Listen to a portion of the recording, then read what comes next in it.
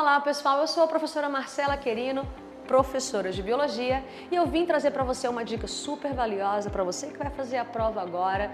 E a gente vai falar nesse exato momento de evolução biológica. Eu trago para você mais precisamente um assunto bem querido, que são as teorias evolutivas, e já fique ciente, isso é regra, evolução vai estar lá. Eu desconheço uma edição que não trabalhe com evolução. Então vamos embora que a gente tem um assunto bem interessante e eu tenho muitas informações para te passar, tá? Então vem comigo aqui. Quando a gente fala de teorias evolutivas, de cara, dois nomes já surgem pra gente. A gente trabalha com as teorias de Lamarck e também as teorias propostas, defendidas por Darwin. Quando a gente fala de Darwin, rapidamente eu penso em seleção natural, ok, mas eu gostaria sim de comentar brevemente Lamarck, porque ele é também super importante para a sua prova, tá? Então olha só, quando nós falamos de Lamarck, nós temos aqui duas ideias centrais, a lei do uso e desuso e também da transmissão dos caracteres adquiridos. Isso nada mais é do que, quanto mais se usa uma estrutura, mais ela se desenvolve, quanto menos se usa, mais ela tende a atrofiar. Lei do uso e desuso. E você concorda que a partir desse usar ou não usar uma estrutura, o organismo acaba adquirindo uma nova característica? Ok, então.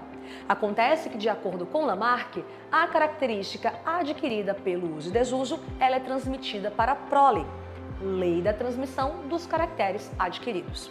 Só que fiquem atentos. Lamarck, ele é transformista. Ele acredita na transformação das espécies.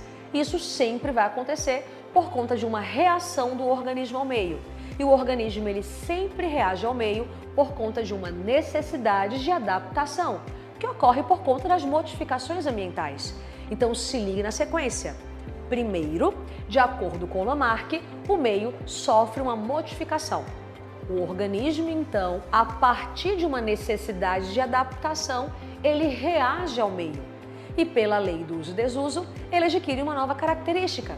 E isso que é então adquirido é transmitido para frente. Eu vou te dar um exemplo bem tranquilo. As girafas. As girafas, de acordo com Lamarck, elas apresentavam um pescoço curtinho. Mas à medida em que as plantas baixas acabaram, elas tiveram que esticar o pescoço e foram, portanto, agora se tornando girafas de pescoço cada vez mais alongado.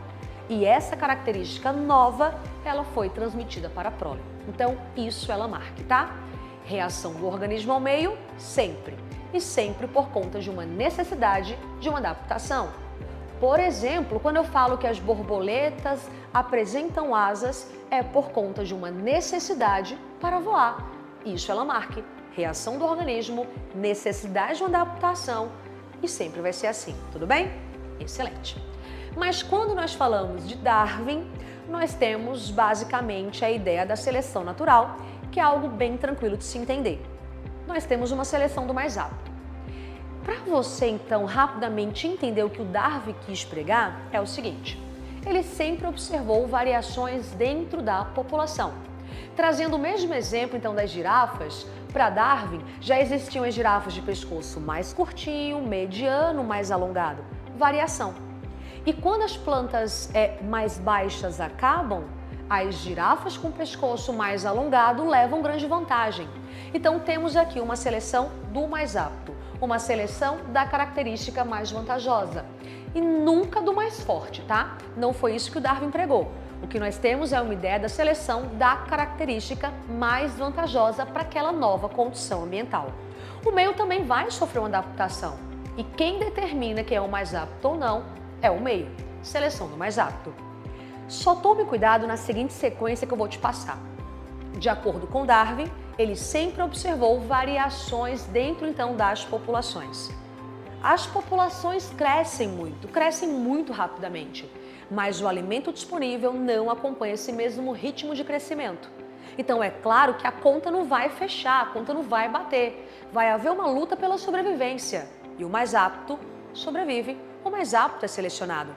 E aquele que reúne as melhores características, de acordo com Lamarck, claro, ele vai passar para frente aquilo que foi selecionado, aquela característica vantajosa. Então, se eu puder te definir o que seria uma seleção natural, eu te dou de maneira muito assertiva que a seleção nada mais é do que a seleção de uma característica vantajosa e, ao mesmo tempo, a manutenção daquilo que é selecionado. Só que não se esqueçam, tá? Existem duas coisinhas que o Darwin nunca conseguiu explicar, que foi a origem das variações e de como ocorre a transmissão das características. Quem nos explica isso vai ser a biologia molecular mais lá na frente. Na verdade, o próprio Mendel já falava ali sobre a transmissão de caracteres, tá? Inclusive, o Darwin e o Mendel coexistiram, mas infelizmente não trabalharam juntos. Mas só quero que você entenda o seguinte: quando a questão traz para você aquilo que o Darwin não conseguiu explicar, que foi a origem das variações e a transmissão das características, o que nós temos é uma teoria chamada de neodarwinismo ou teoria sintética da evolução, tá? Fiquem atentos, porque isso é citado, isso é cobrado e você, se encontrar esse tipo de questão, gabarite sem medo de errar, tudo bem? Então, teorias evolutivas é um assunto bem interessante, a evolução vai estar na sua prova e eu espero então que você tenha aproveitado bastante essa dica que eu trouxe com muito carinho para você. Um grande abraço, meu muito obrigada e até a próxima. Tchau, tchau!